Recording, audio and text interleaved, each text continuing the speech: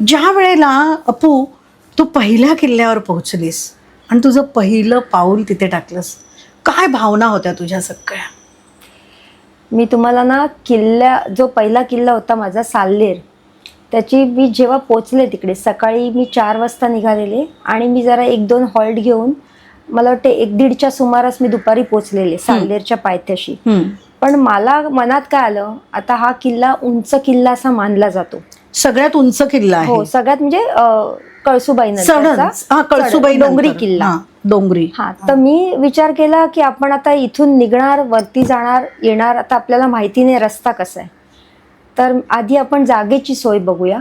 कारण मी असं उघड्यावर माझी बाईक, त्याच्यावर एक बॅग बांधलेली आणि त्याच्यानंतर माझं हेल्मेट, माझं जॅकेट, हे वजन कुठे ठेवून आणि मी उघड्यावर टाकून जाऊ शकत नाही. मग मी तिथे जरा 2-3 लोकलची चौकशी केली. मला सांगितलं की इथे जागा नाहीये जवळ.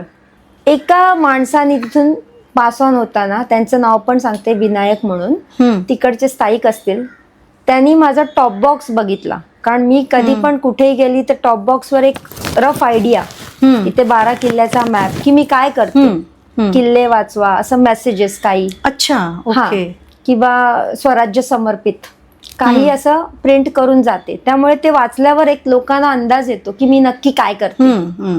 त्यांनी मला थांबून विचारलं की मी बोलली आतून केला नाही, मी जस्ट आत्ता निघणार आहे, पण मी जागा शोधते. ते म्हणाले शोध तू, हा माझा नंबर घे, जर तुला नाही कुठे जमलं तर इथून थोडंसं आहे पण मी सांगेन. मला नाही मिळाली अर्धा-पाऊण तास करून. मग मी त्यांना फोन केला, काका मी तुम्हाला आत्ता भेटलेले, पण मला सांगा प्लीज. त्यांनी माझी एक सोय अशी, साल्लेर फोर्ट कॅम्प अशी जागा होती घरगुती, तिकडे त्यांनी सांगितलं जा. तिथे मी गेल्या 2:30 वाजले, 2:30 म्हणजे 2:15. मी लगेच 15 मिनिटात तिथे सामान टाकलं आणि मी बोलली आता निघायचं फ्रेश. त्या मुलाला मी विचारलं मला सांग कसं जायचं ते, तर त्यांनी मला सांगितलं इथून असं असं चालत आहे, मग पायथा येतो, मग डोंगरी. मी बोलली मला हे माहिती नाहीये, तू चल, पाहिजे तर तू काय एक्स्ट्रा तुझे चार्जेस घे, पण तू चल, कारण मला खरंच डोंगरी रस्ते माहित नाही, चुकामुक होऊ शकते. त्यांनी विचार केला चल. मी थोडंसं त्याला जरा माझ्या पद्धतीने कन्व्हिन्स केलं. मी कधी चुकले वरती तर माझी हिरकणी होईल, मला अंधारात कसं यायचं मला माहिती नाही, तर प्लीज तू चल. तर त्यांनी म्हणजे हिरकणी होईल बोलल्यावर त्याला हसायला आलं, तर म्हटलं चला ताई मी येतो.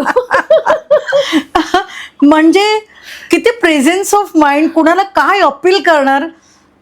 तर आपली ही तशी हिरकणी नाही, पण हिरकणी सारखी असलेली. पुढे सांग तुझी स्टोरी.